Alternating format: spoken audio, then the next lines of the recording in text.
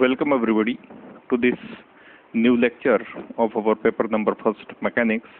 Today we will continue our discussion over gravitational field due to a spherical cell, and in our previous lecture we were discussing about the gravitational field due to a spherical cell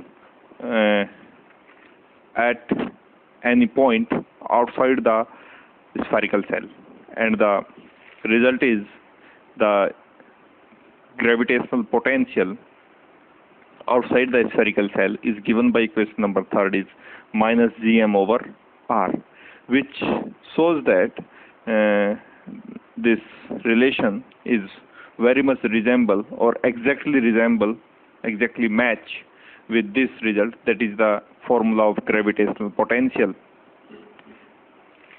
This formula suggests us that the mass of the cell behaves as though it were concentrated at its center. This is the result we acquire from the potential at any outer point due to a spherical cell. Okay. Now moving to the next one, which is the gravitational potential at a point on the surface of the cell. तो यहाँ कोई point है P जिसपे हमें gravitational potential की value find out करनी है. अब ग्रेविटेशनल पोटेंशियल की वैल्यू अगर हमें पॉइंट P पे फाइंड करना है, जो कि जो सेल का सेंटर है कैपिटल O, वहाँ से स्मॉल r डिस्टेंस पे है. तो आप ये जानते होंगे, इस फिगर को अगर आप देखें इस फिगर से, तो जो सेंटर से पॉइंट P की डिस्टेंस है वो एक्चुअली इस सेल का रेडियस है. This the distance from the centre to any point on the surface or on the circumference of this spherical cell is equal to the radius of the spherical cell. So why r, that is the distance at of point P at which we want to find the gravitational potential, which is equals to the distance, that is the radius of this spherical cell.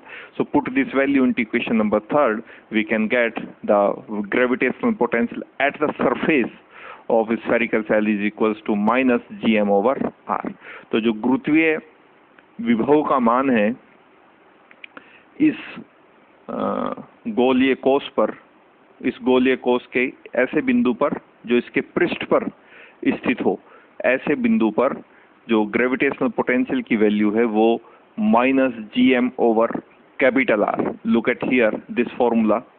This the potential at any point outside the spherical cell is minus gm over small r, because in this case when we want to find the value of gravitational potential at a point which is located at the surface of this spherical cell, in this case because the distance is small r is equals to the radius of the spherical cell, so why the formula is V, that is gravitational potential at the surface of the cell is equals to minus gm over capital R.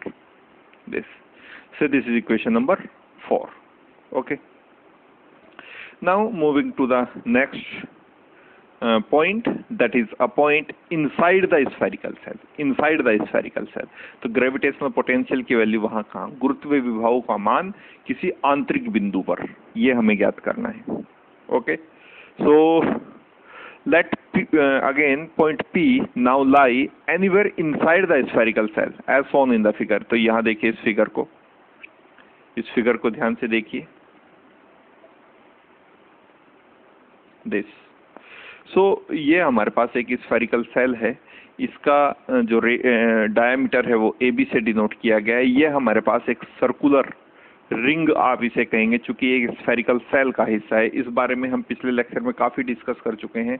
आपने ये दो figure से आप काफ़ी familiar होंगे कि ये हमारे पास एक, अगर सॉलिड स्फीयर का केस रहता है तो यहाँ से जो हम एक एलिमेंट या आप कहें सर्कुलर एलिमेंट यहाँ से कट करते हैं तो एक डिस्क के फॉर्म में बाहर आता है, और अगर हम स्फेरिकल सेल से वही सर्कुलर एलिमेंट कहीं से भी हम इसमें से निकालते हैं तो एक सर्कुलर रिंग के फॉर्म में बाहर आता है.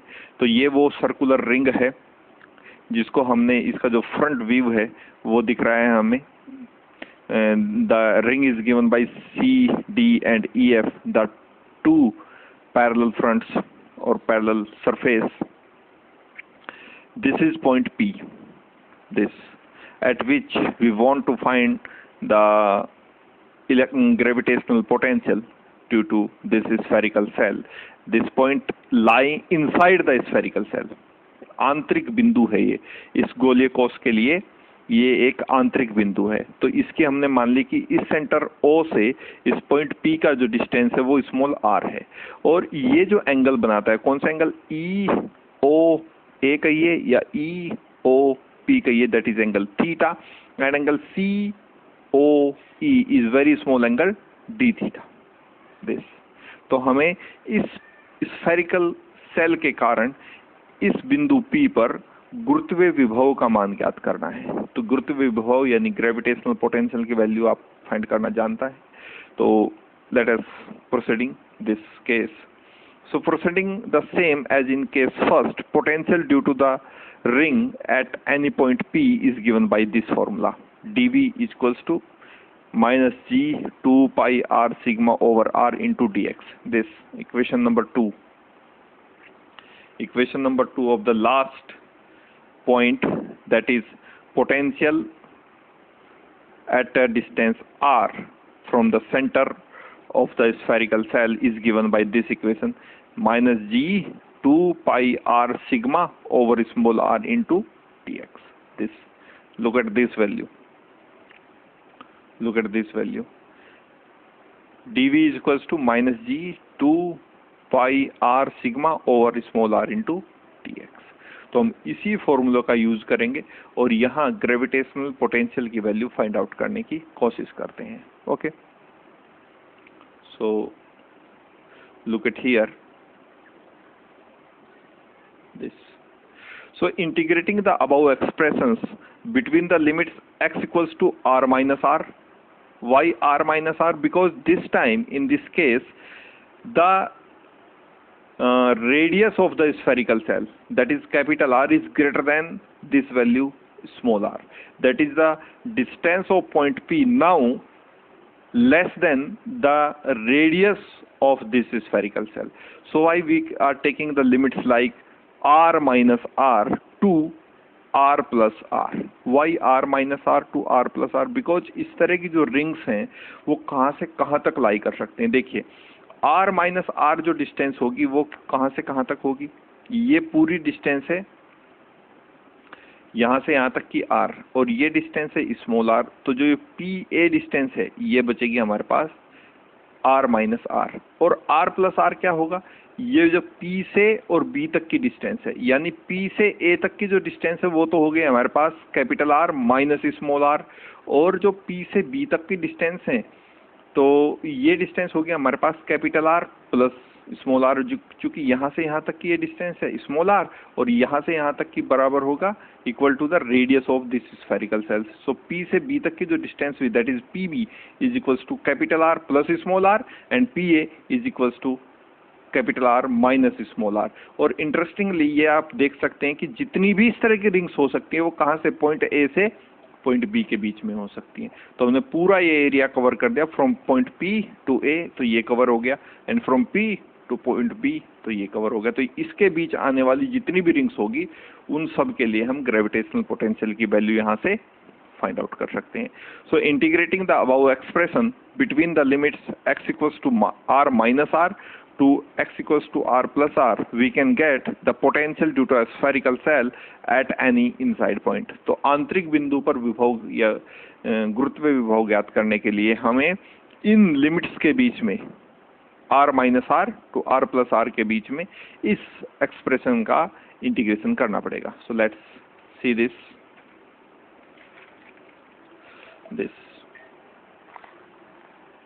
तो हमने इंटीग्रेशन किया, that is integration of the left hand side, that is dV gives you V is equals to minus r minus r to r plus r is equals to 2 pi r sigma g over r into dx, because 2 pi capital R, which is the radius of spherical cell is a constant quantity. Sigma, mass per unit area, is a constant quantity. G, gravitational, universal gravitational constant, is also a constant quantity. And small r, that is the distance of point P from the center of the spherical cell, which is also a constant quantity. So 2 pi r sigma G over r is whole is a constant quantity. So we are left with into the integration we are left with only dx. So dx. So r minus r to r plus r, which both are the limit of x, which gives me minus 2 pi r sigma G over r is as it is, and integration of dx gives you x, and lower limit is r minus r, that is capital R minus small r, and upper limit is capital R plus small r. When you put the limit of for this x, you can get that capital R plus r minus capital R plus small r. Capital R is cancelled from is this positive quantity and negative quantity. So gives you small r plus small r. The result is plus 2r, and r is cancelled with r, and the potential at the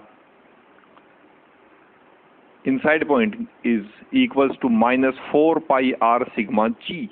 Okay, if you multiply and divide by capital R into the numerator and also into the denominator, so result is this 4 pi, and when you multiply into the numerator gives you r square.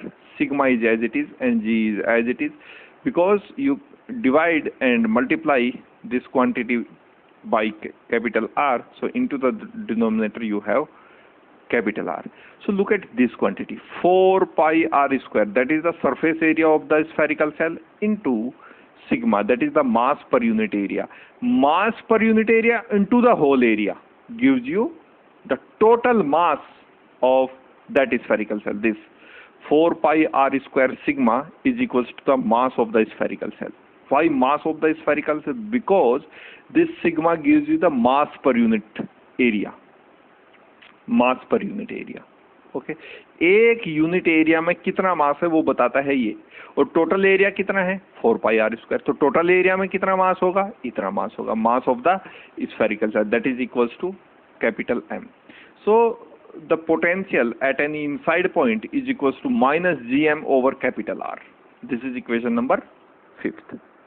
Okay, तो same as at a point on the surface of the shell. तो ये जो value है potential की, जो spherical shell के आंतरिक बिंदु पर भी उतना ही पोटेंशियल होगा जितना potential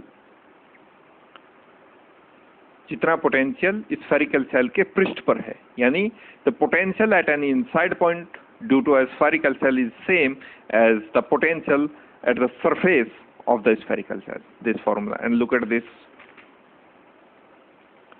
one. V at surface, that is gravitational potential at the surface of the spherical cell, is equals to minus Gm over capital R. And look at here, this V at inside, that is gravitational potential at any inside point of a spherical cell, is equals to minus Gm over capital R. This is equation number 5, and this result same as we get the potential at the surface of the spherical cell. Okay, so this is all about gravitational potential. We calculate here the value of gravitational potential due to a spherical cell at any outside point, at the surface of the spherical cell, and also at any inside point due to a spherical cell. Okay, and interestingly, the first result shows that this result shows that the cell or the spherical cell behaves like the whole mass is concentrated at the center of the spherical cell. Okay, and the last two results, that is the potential or gravitational potential at the surface and inside the spherical cell is same, which is equals to minus gm over r. And you know that this is a constant quantity because g is a universal gravitational constant, has value 6.67 into 10 to the power minus 11. Mass of the spherical cell is also a constant quantity, and r, that is the radius of the spherical cell, is also a constant quantity. You can say that, in other words, that the potential at any point inside the spherical cell as well as on the point on the surface of the spherical cell has a constant gravitational potential, a constant value of gravitational potential. Okay, so now moving to the gravitational field, because the topic is included in your syllabus is like that the value, or to find the value of gravitational potential and gravitational field due to a spherical cell. Okay, now moving towards the gravitational field, you know that this value gravitational field, the field around object or a body in which the other body feels a gravitational force, is known as the gravitational field of that particular body. Okay, so gravitational field, we here trying to find the value of gravitational field at the same 3 point, that is at a point outside the spherical cell, at a point at the surface of the spherical cell, and third one is at a point inside the spherical cell. इन 3 बिंदुओं पर हम, जैसे हमने गुरुत्व विभव का मान ज्ञात किया, वैसे ही हम गुरुत्व क्षेत्र का मान भी यहाँ उन्हीं तीनों बिंदु पर, यानी गोलीय कोश के बाहर किसी बिंदु पर, गोलीय कोश के पृष्ठ पर और गोलीय कोश के अंदर किसी आंतरिक बिंदु पर हम गुरुत्व विभव का मान यहाँ ज्ञात करने की कोशिश कर रहे हैं. ओके, अब देखिए, at a point outside the cell, यानी सेल यानी कोश के बाहर, गोलीय कोश के बाहर किसी बिंदु पर ग्रेविटेशनल फील्ड का मान कितना होगा. ठीक है, ग्रेविटेशनल फील्ड यानी गुरुत्वीय क्षेत्र का मान कितना होगा.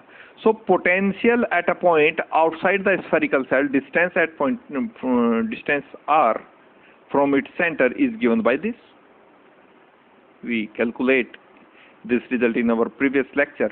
The value of the potential or gravitational potential outside the spherical cell is equals to minus gm over small r, where the value of small r is greater than the radius of the spherical cell. That's why it is a outside point. This condition,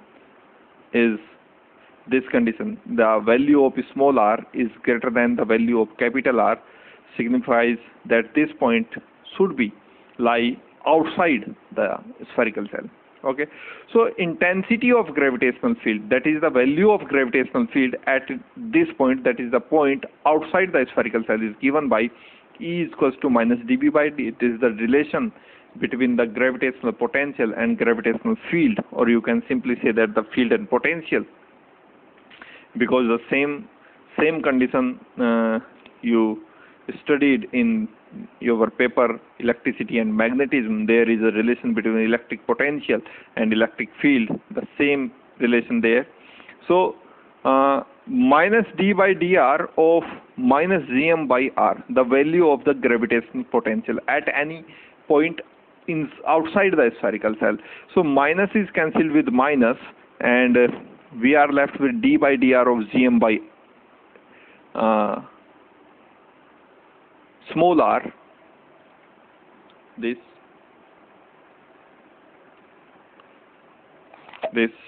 d by dr gm by small r, because gm is a constant quantity, so out of this operator, that is the differentiator operator, so d by dr of 1 upon r gives you minus gm over small r square, minus gm over small r square. This is the value of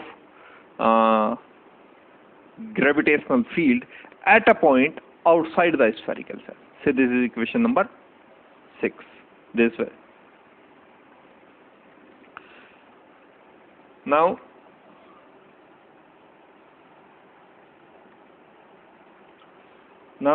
that is the same as the whole mass of the cell were concentrated at its center. This relation signifies that result. Okay. At a point at the surface of the cell, तो surface of the cell के लिए जैसे हमने पहले किया था, that small r should be equal to capital R. That is the point at the surface of the spherical cell should be at a distance from the center of the spherical cell which is equal to the radius of the spherical cell. That's why we replace small r from capital R into the last relation, that is equation number 6.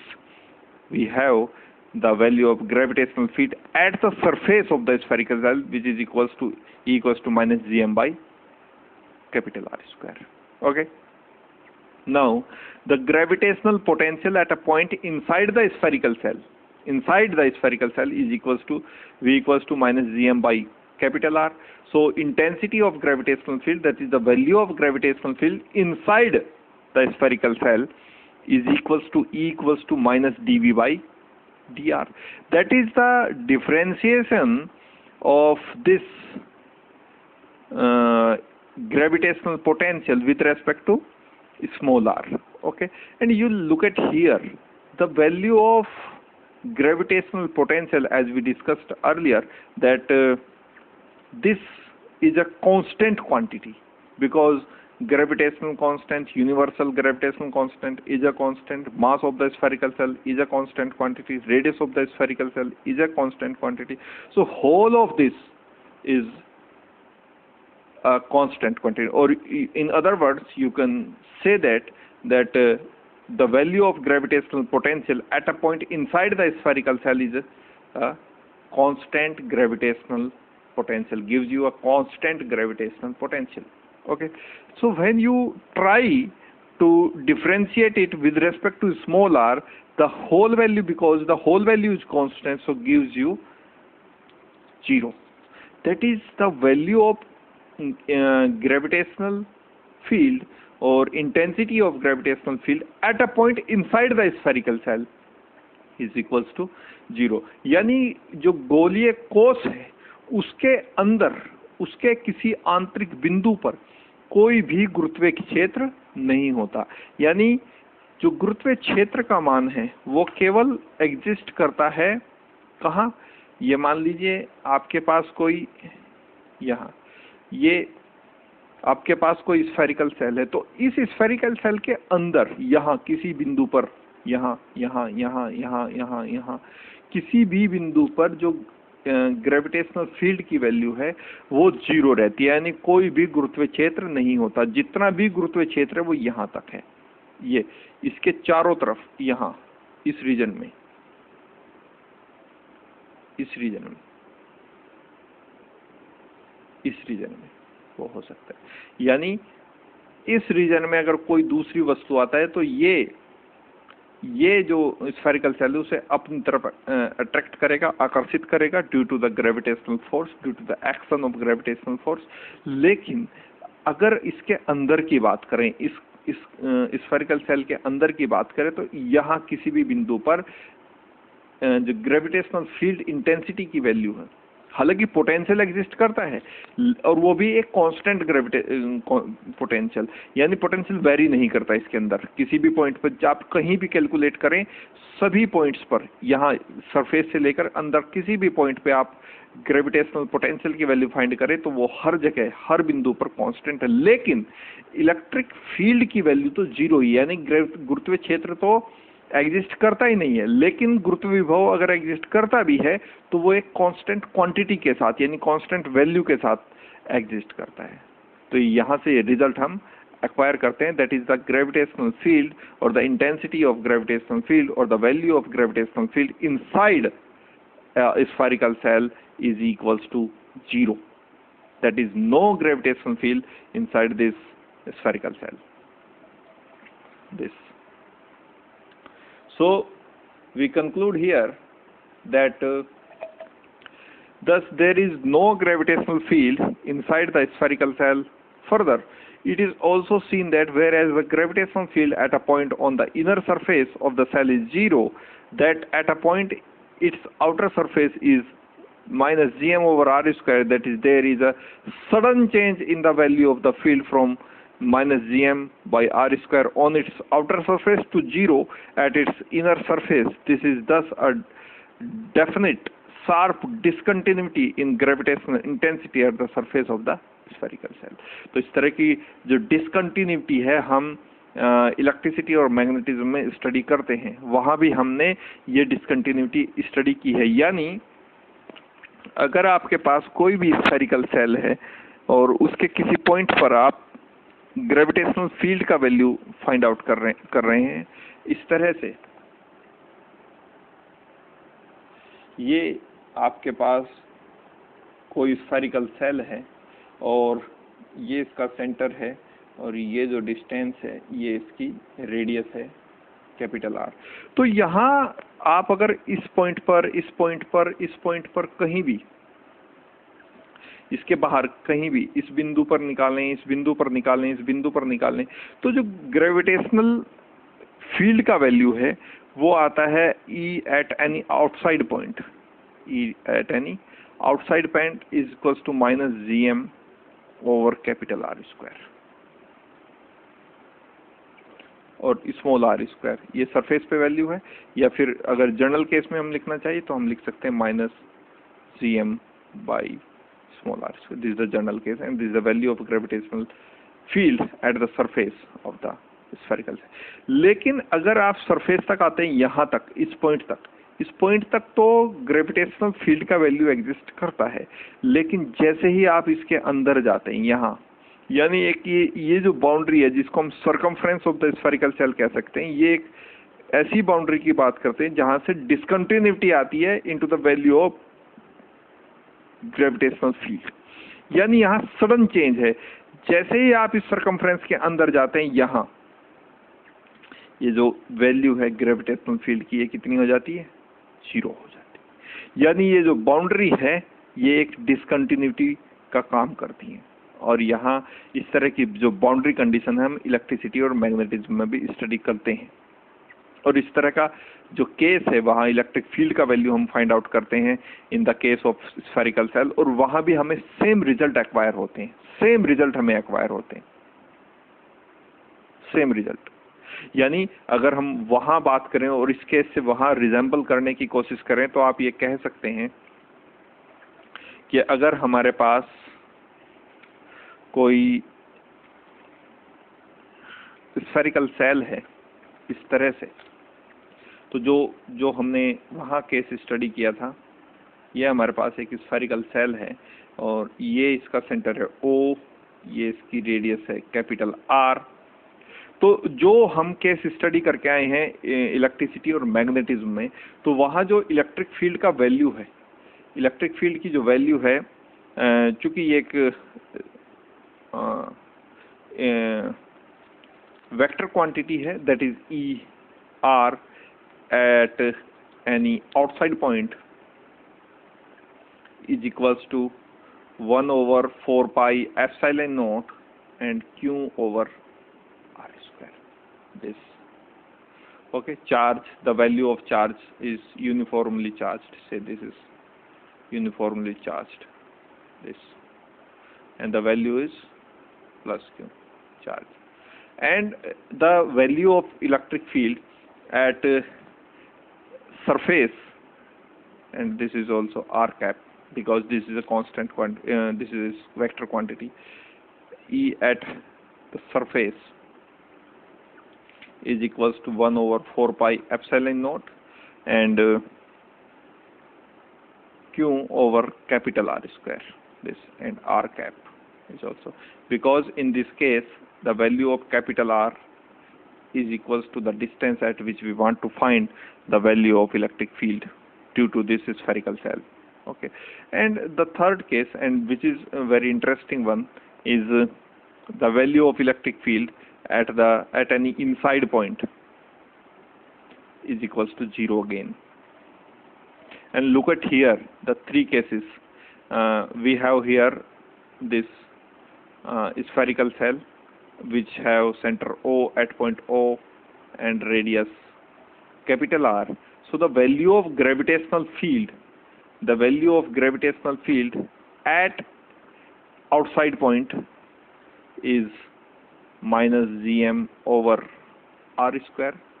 At the surface of the cell is equals to minus Gm over capital R square, and at a point inside the spherical cell is equals to 0. So look at these 6 results now. These 6 results. This is the value of electric field outside the spherical cell is equals to 1 over 4 pi epsilon naught Q over R square R cap. That is, and the value of electric field at the surface of the spherical cell is equals to 1 over 4 pi epsilon naught Q over capital R square R cap. And the value of, look at this third result, the value of electric field at an inside point is equals to 0. And look at these values. The value of gravitational field outside the spherical cell is equals to minus Gm over R square, small r square.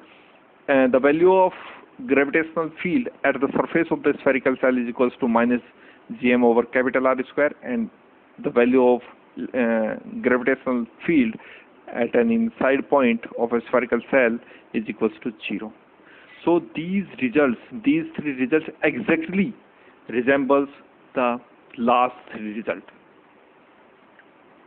These exactly resemble the last 3. So very much similar case as we study in the book of electricity and magnetism. And same happens with gravitational potential and electric potential. Same happen. There is the electric potential is given by V in this case, in the case of spherical cell or a uniformly charged spherical cell in this case. So the value of electric potential at any outside point is equals to 1 over 4 pi epsilon naught Q by small r. V at surface, that is electric potential at surface, is 1 over 4 pi epsilon naught Q over capital R square, and V at an inside point is equals to 1 over 4 pi epsilon naught and Q over capital R. This. And here in the case of gravitational potential due to this spherical cell is V at any outside point is minus Gm over small r. V at the surface, that is gravitational potential at the surface of the spherical cell, is minus Gm over capital R, and gravitational potential at an inside point is equals to minus Gm over capital R. So look at it again, these 6 results. These V outside minus Gm over small r, and V outside is 1 over 4 pi epsilon Q over. Look at here, because into the numerator Gm is constant, the value of gravitational potential, universal gravitational constant, and mass of the spherical cell, because numerator is constant. And look at here, this quantity 1 over 4 pi epsilon naught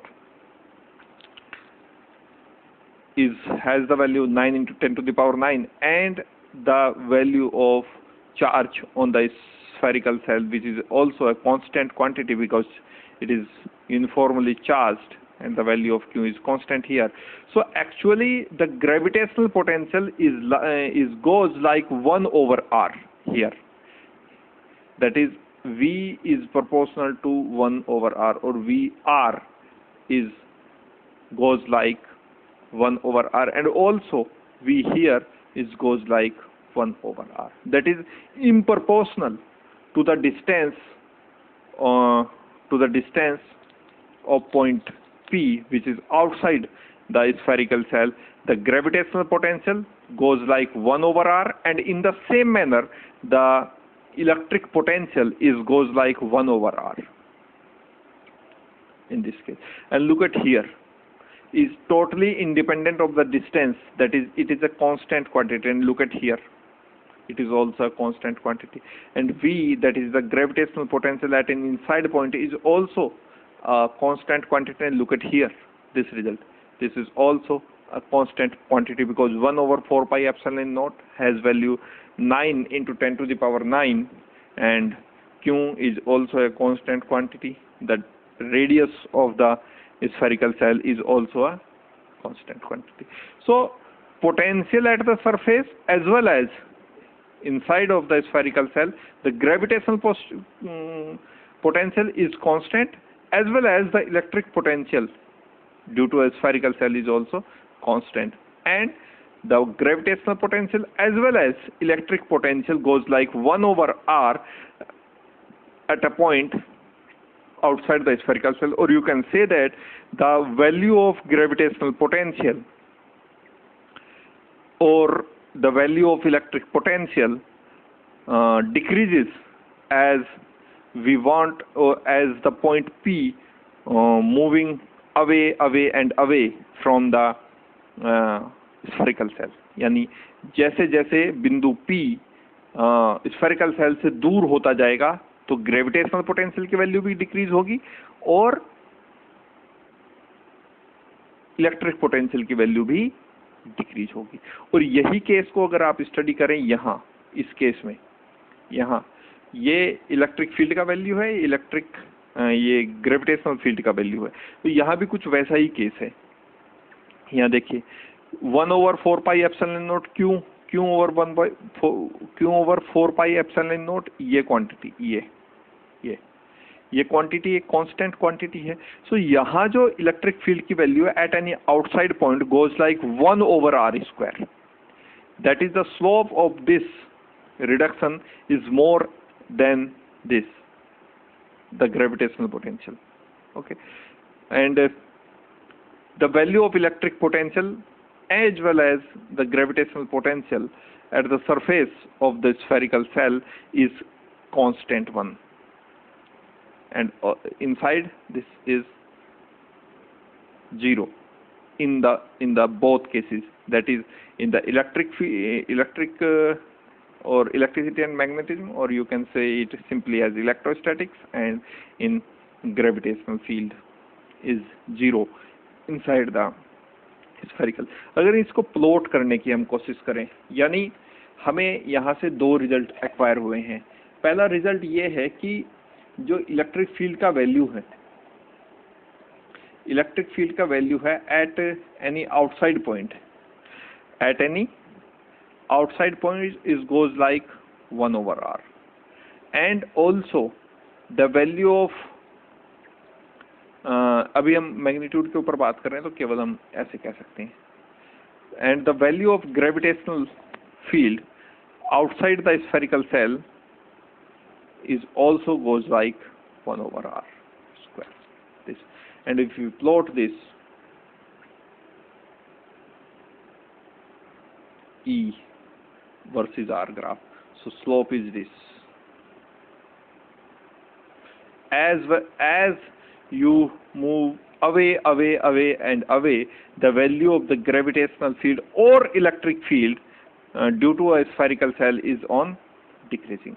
And one result we acquired from there, or from our previous discussion, that the value of electric potential is goes like 1 over r. This is also at any outside point, and also the value of gravitational potential at any outside point due to a spherical cell is also goes like 1 over r.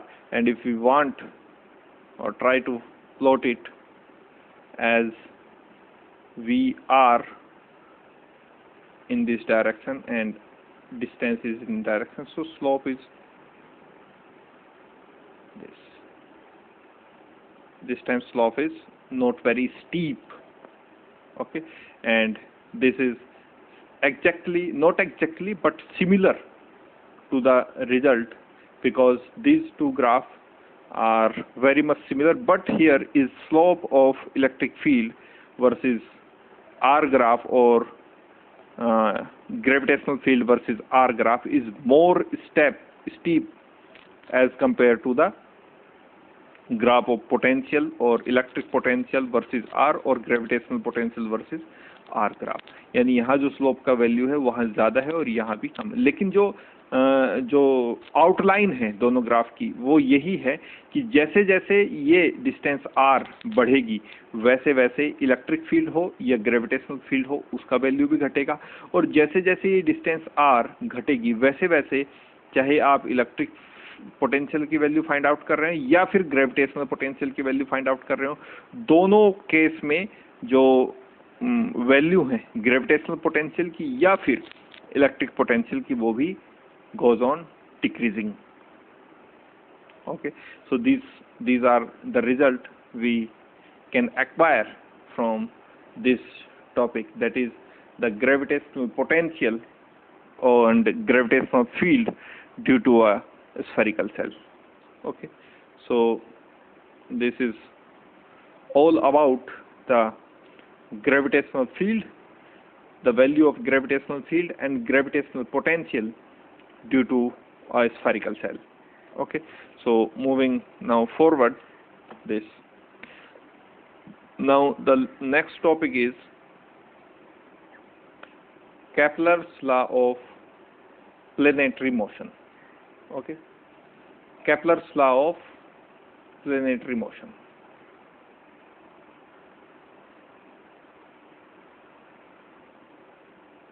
This Kepler's law of planetary motion.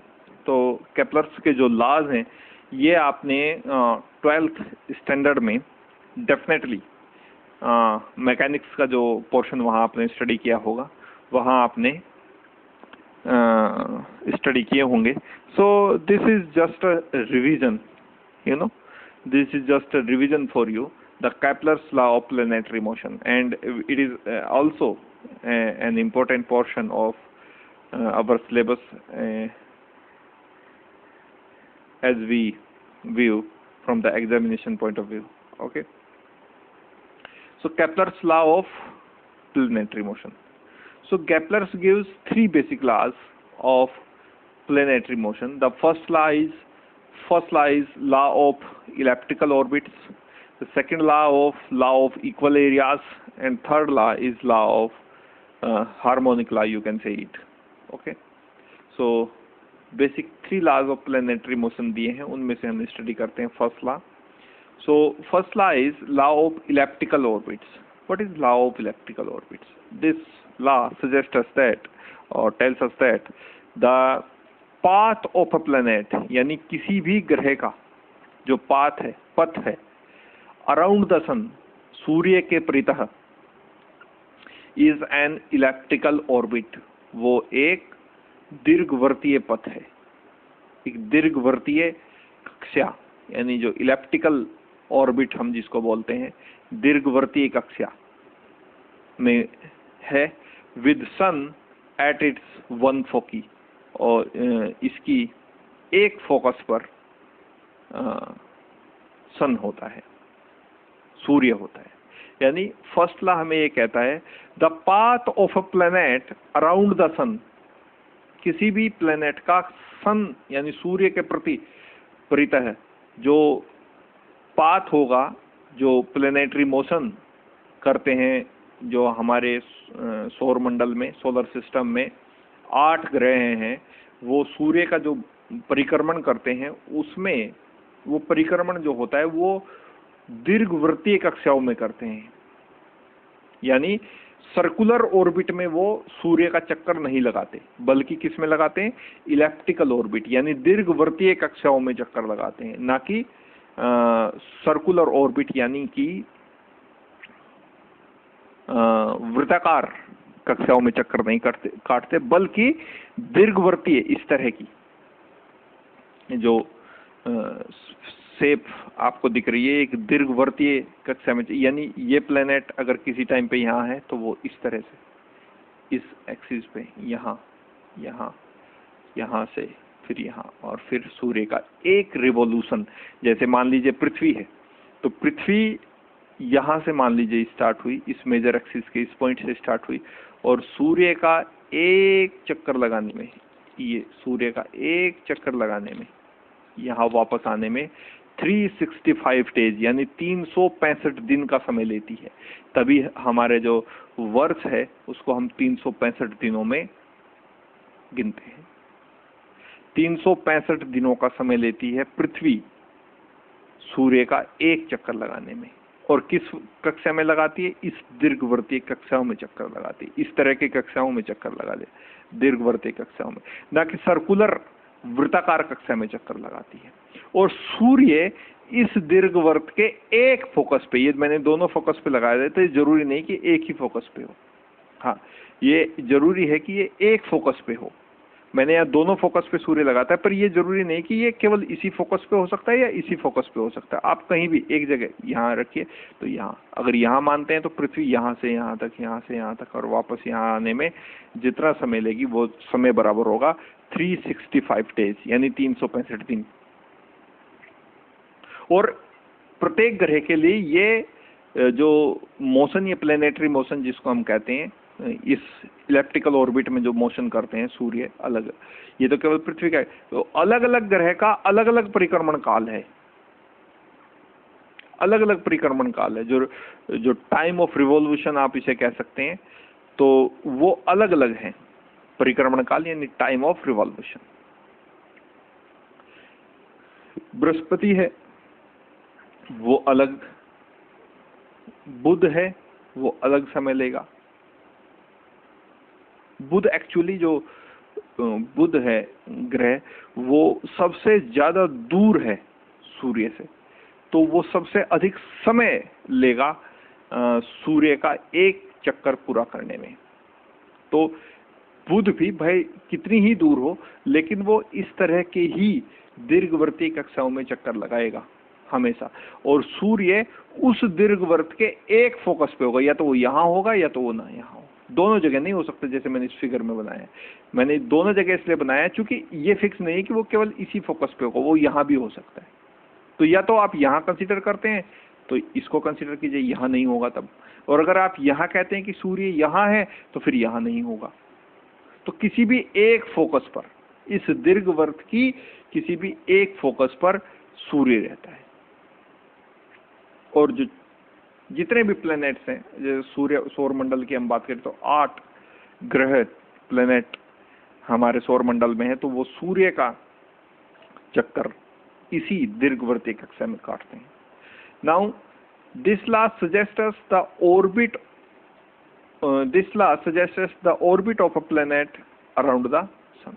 तो ये law हमें suggest करता है कि जो orbit की जो shape होगी अराउंड द सन वो किस तरह की होगी, ये लॉ हमें ये सजेस्ट करता है।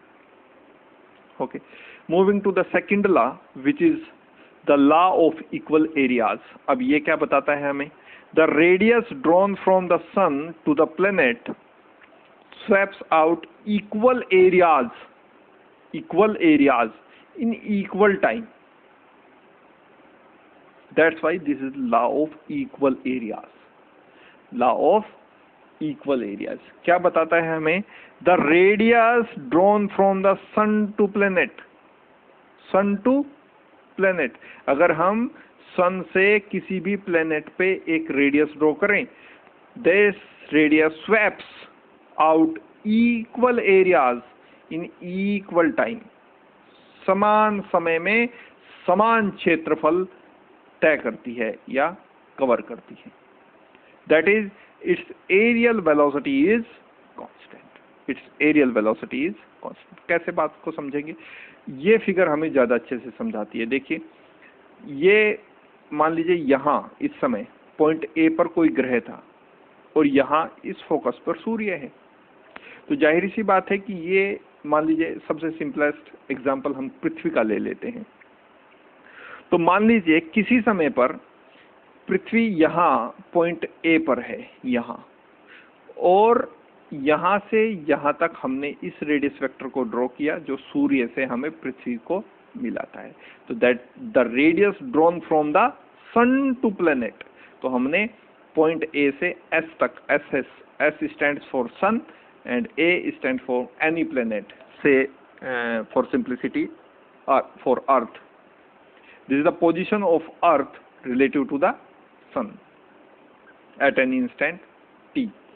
So अब कुछ समय बाद हम देखते हैं, मान लीजिए 3 दिन बाद, 4 दिन बाद, 5 दिन बाद, जितना भी समय, मान लीजिए मैं ये कहता हूँ कि मैं इस प्लेनेट को, मैं इस ग्रह को, मान लीजिए पृथ्वी हम चूंकि कंसीडर कर रहे हैं, तो मैं ये कहता हूँ कि इस ग्रह को मैं 10 दिन बाद देखता हूँ। आज तारीख है, today is 12th July, okay. तो 12th जुलाई को मैंने ये देखा, तो ये पॉइंट ए पर था, और फिर मैं इसको 10 दिन बाद चेक करता हूँ, यानी 22nd ऑफ जुलाई को मैं इसको चेक करता हूँ, तो ये पहुंच जाता है पॉइंट बी पे। चूंकि तो सर इलेप्टिकल ऑर्बिट्स में मूव करता है, इलेक्ट्रिक ऑर्बिट में मोशन करता है, ऑर्बिटिंग करता है अराउंड द सन, तो ये पॉइंट बी पर पहुंच जाता है 10 दिन बाद। तो मैं फिर से एक रेडियस वेक्टर ड्रॉ करता हूँ from point B to S, that is to the sun, और मैं इस एरिया को कैलकुलेट कर लेता हूँ। ये वाला जो शेडेड एरिया है, यानी मैं इसको सिंपली कह सकता हूँ the area A B and S, this shaded area, इसको मैं कैलकुलेट करता हूँ और इसको मैं अपने डेटा को रख लेता हूँ, ठीक है। अब फिर वो प्लेनेट चूंकि इस दीर्घवृत्तीय कक्षा में चक्कर काटता है, ये हम यहाँ से सीख के आए हैं, इस फर्स्ट लॉ से यहाँ से सीख के आए कि प्रत्येक ग्रह सूर्य के चारों ओर दीर्घवृत्तीय कक्षाओं में चक्कर काटता है। एवरी प्लेनेट मूविंग और अराउंडिंग orbiting around the sun in elliptical orbits. तो अब मैं इसको मान लीजिए किसी दूसरे महीने में, मान लीजिए मैं कहता हूँ इसको मैं अगस्त में देखता हूँ, 10 अगस्त को देखता हूँ, ये ग्रह होता है, ये पृथ्वी पहुंच जाती है पॉइंट सी पर यहाँ। तो सी से मैं एक रेडियस वेक्टर ड्रॉ करता हूँ टू द सन, और फिर से मैं इसे 10 दिन बाद देखता हूँ, यानी 20 अगस्त को देखता हूँ, ये ग्रह पहुंच जाता है पॉइंट डी पर। यानी ये जो प्लेनेट है ये सी से कहाँ तक पहुंच जाता है, पॉइंट, चूंकि ये तो ऑर्बिटिंग कर रहा है, ऐसे ऐसे ऐसे ऐसे, तो ऐसे ऐसे ऐसे ऐसे ऐसे ऐसे, फिर से कहाँ पहुंचेगा, पॉइंट ए पर। तो फिर से मैंने इसको 10 अगस्त को देखा, ये था पॉइंट सी पर, और पॉइंट सी से मैंने एक रेडियस वेक्टर ड्रॉ किया टू द सन, तो यहाँ तक ये रेडियस वेक्टर हो गया। और फिर मैं इसको 10 दिन बाद देखता हूँ, यानी 10 अगस्त को मैं देखता हूँ, 20 अगस्त को मैं देखता हूँ, तो ये पहुंच जाता है पॉइंट डी पर, और डी से फिर से मैं एक रेडियस वेक्टर ड्रॉ करता हूँ टू द सन। और ये जो अब एरिया है मेरे पास, ये है सी डी एस, ये शेडेड एरिया। अब इस एरिया का भी मैं डेटा रख लेता हूँ, ये एरिया भी मैं कैलकुलेट करके अपना डेटा सुरक्षित रख लेता हूँ। अब फिर मान लीजिए मैं अक्टूबर, नवंबर, दिसंबर, जिस महीने में, मान लीजिए 10 दिसंबर को चेक करते हैं, फिर से मैं इस प्लेनेट या पृथ्वी जैसे हमने कंसीडर किया है इसको, तो अर्थ की इस कंडीशन को फिर से मैं एनालिसिस करता हूँ, और ये पॉइंट एक्चुअली यहाँ है, ये जो पॉइंट है ये यहाँ है, दिस पॉइंट इज। अब मैं इसकी फिर से मान लीजिए 10 दिसंबर को मैं इसकी स्थिति चेक करता हूँ, इस प्लेनेट की स्थिति को चेक करता हूँ, और 10 दिसंबर को ये प्लेनेट मुझे पृथ्वी जैसे हमने इसको कंसीडर किया, तो अर्थ का जो पोजीशन है मुझे पॉइंट ए पर दिखाई देता है, और मैं यहाँ से पॉइंट ए से एक रेडियस वेक्टर ड्रॉ करता हूँ to the sun, that is E S. और फिर 10 दिन बाद यानी 20 दिसंबर को मैं इसकी स्थिति चेक करता हूँ, तो ये प्लेनेट पहुंच जाता है पॉइंट एफ पर, और पॉइंट एफ से फिर से मैं एक रेडियस वेक्टर ड्रॉ करता हूँ to the sun, that is F S. And ये जो एरिया है ई एफ एंड एस, मैं इसको फिर से कैलकुलेट कर लेता हूँ और ये डेटा अपने पास रख लेता हूँ। अब तीनों स्थितियों में जब वो प्लेनेट पॉइंट ए पर था, पॉइंट बी पर पहुंचा, इसमें भी उसने 10 दिन का समय लिया, और जितना एरिया वो उसने स्वैप किया वो मैंने कैलकुलेट कर लिया। फिर जब वो सी से डी तक पहुंचा है तब भी उसने 10 दिन का समय लिया है, और तब भी मैंने ये area C D S calculate किया, इसका डेटा मेरे पास है। और फिर से वो पॉइंट ई से पॉइंट ई एफ पर पहुंचा, और ये जो एरिया इस समय में 10 दिन के समय में उसने स्वैप किया, that is area E S F, ये भी मैंने अपना डेटा सुरक्षित रखा है।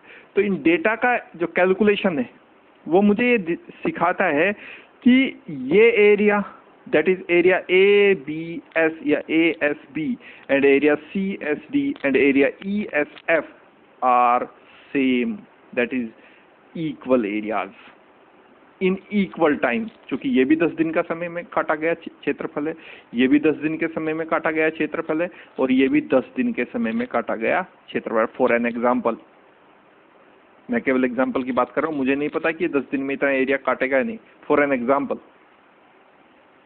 तो इसीलिए हम इसको कहते हैं law of equal areas, that is sweeps out the radius vector drawn from the sun to planet, sweeps out equal areas in equal time, equal areas in equal time, that is its aerial velocity is constant। तो इस तरह का ये second law हमें suggest करता है कि कोई भी प्लेनेट हो, सूर्य के चारों तरफ इक्वल टाइम में, समान समय में, समान समय अंतराल में समान क्षेत्रफल तय करता है, समान समय में समान क्षेत्रफल तय करता है। This law, that is second law, establish a relationship between orbital speed of the planet and its distance from the sun। तो ऑर्बिटल स्पीड में और इसकी जो डिस्टेंस है फ्रॉम द सन, इसमें एक संबंध स्थापित करता है second law of Kepler's law of planetary motion, the second law of Kepler. Okay, now moving to the third law, that is the harmonic law, which suggests us that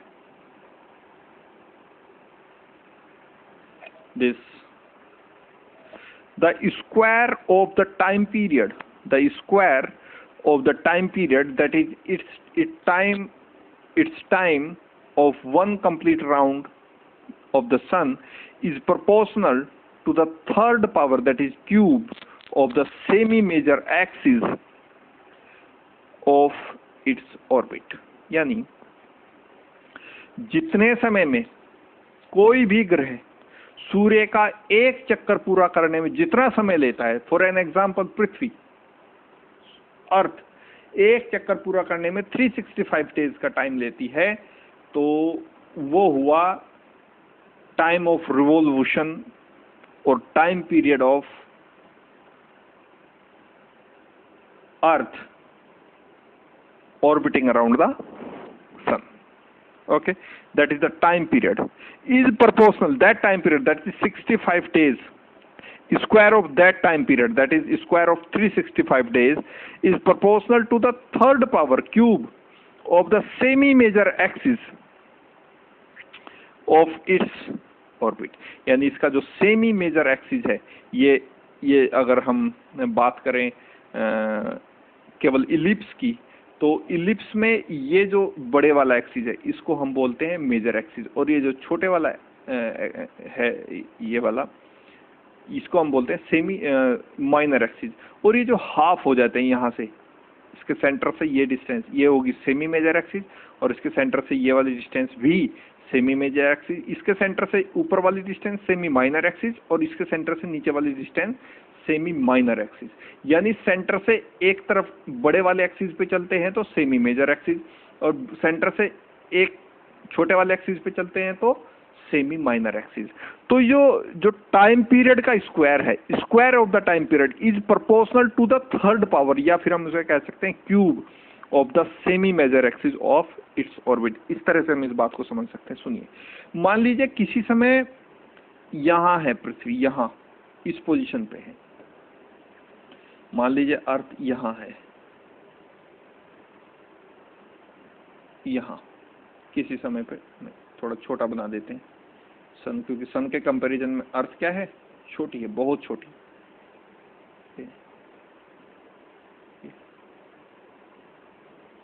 मान लीजिए यहां है, ये मान लीजिए ये अर्थ है, ठीक है। अब अर्थ यहां से वापस रिवॉल्यूशन करने में 365 डेज का टाइम लेती है। तो इस टाइम का जो स्क्वायर है वो, अगर सूर्य यहां है, इस फोकस पे है, तो यहां से यहां तक की ये डिस्टेंस है, इसका क्यूब कर दीजिए इस डिस्टेंस का, यहां से यहां तक की, यानी जो सेमी मेजर एक्सिस है इसका क्यूब कीजिए, और इस समय का एक रिवॉल्यूशन पूरा करने का स्क्वायर कीजिए, तो that square of the time period is proportional to the cube of this distance, that is the cube of the semi major axis this, or we can mathematically write it as in this way, this, that is the square of the time period of revolution of a planet around the sun, square of that time period is proportional to the cube of the semi major axis, that is the distance of the planet from the sun. Or you can say it as t square equals to k r cube. K is a constant, say for simplicity say k is equals to 1. So we can say it as the square of the time or period of Allen planet is equals to the cube or third power of the semi major axis of the elliptical path of that particular planet. This law establishes a relationship between the size of the orbit of a planet and its distance from the sun. यानी size of the orbit में और इसकी जो distance है from the sun of that particular planet, उसमें एक relationship establish करता है the Kepler's third law of motion. तो इस तरह से केपलर ने ग्रहों की गति से संबंधित ये 3 नियम दिए, और इन तीनों नियमों का फिर आगे हम एप्लीकेशन भी देखेंगे. So dear students, that's all for now and meet you into the next one. Till then, thank you.